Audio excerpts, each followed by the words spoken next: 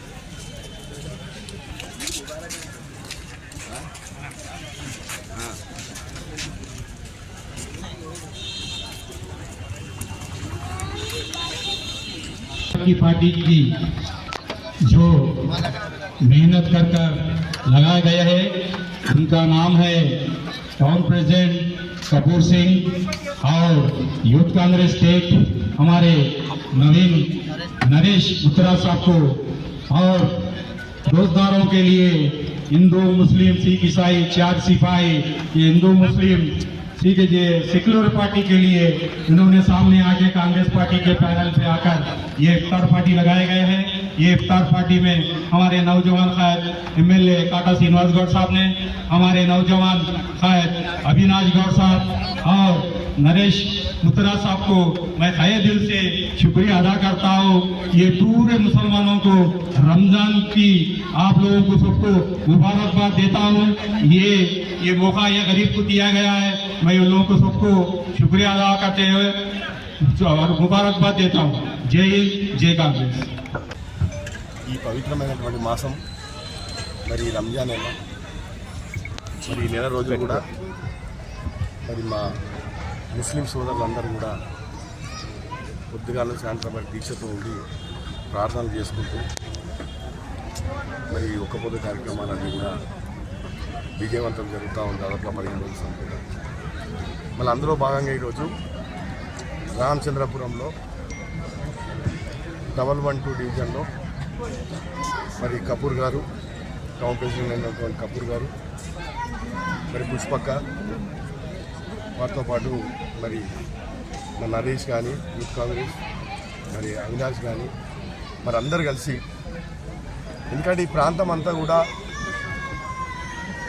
అందరం కూడా కలిసిమెలిసి ఒక అన్నతమ్ముల భావంతో అందరం కూడా కలిసిమెలిసి ఉంటాం కాబట్టి మరి ఈ పవిత్రమైన మాసంలో మరి దీక్షతో ఉంటారు కాబట్టి వాళ్ళకి మేము ఒక ఇఫ్తార్ ఇవ్వాలని ఒక ఆలోచనతో వాళ్ళు ఒక మంచి నిర్ణయం తీసుకొని మరి ఇఫ్తార్ పెట్టినందుకు ఆ భగవంతుడు మరి వారికి చల్లగా చూడాలని చెప్పి మనస్ఫూర్తిగా నేను కోరుకుంటూ, మరి పవిత్రమైన మాసం మొత్తం ఉన్నటువంటి రంజాన్ వరకు 31గా 31 వరకు మరి రోజు విజయవంతం జరగాలి, వాళ్ళకి శక్తిని ఇవ్వాలి ఆ భగవంతుడు.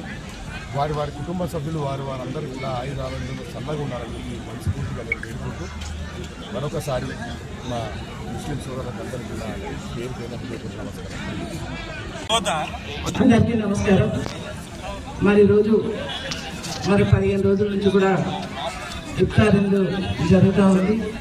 మరి నా ముస్లిం సోదరుల అన్నలకు మరి ముఖ్యంగా ముఖ్య అతిథిగా వచ్చిన సినన్నకి, తమ్ముడు, మరి వివిధ నందిగమ్మ నుంచి వచ్చిన మరి తమ్ముడు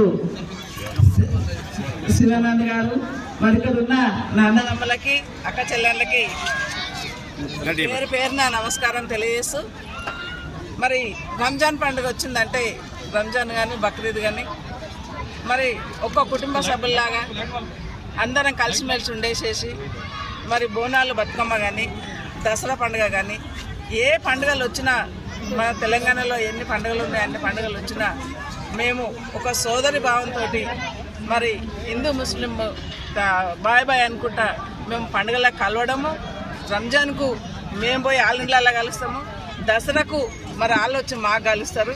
మరి అందరం కలిసి కూడా కలిసికట్టు ఉండేసేసి మరి ఈ పండుగలను మరి సుఖ సంతోషాలతోటి ఆరోగ్యాలతో జరుపుకోవాలని చెప్పేసి కూడా నేను నా అన్నదమ్ములకు కోరుతా ఉన్నాను. ఎందుకంటే సంవత్సరానికి ఒక్కసారి వచ్చే పండుగ, ఈ నెల రోజులు వాళ్ళు ఒక్క పొద్దు ఉండేసేసి మరి వాళ్ళని తలుచుకుంటూ మరి ఒక్క పొద్దు ఇడుస్తారు. కాబట్టి వాళ్ళతో పాటు మేము కూడా ఏడ ఒక్క పొద్దు ఇడిచిన కానీ మేము అక్కడికి వెళ్ళేసేసి మరి వాళ్ళకు సంఘీభావన తెలపడం జరుగుతూ ఉన్నది.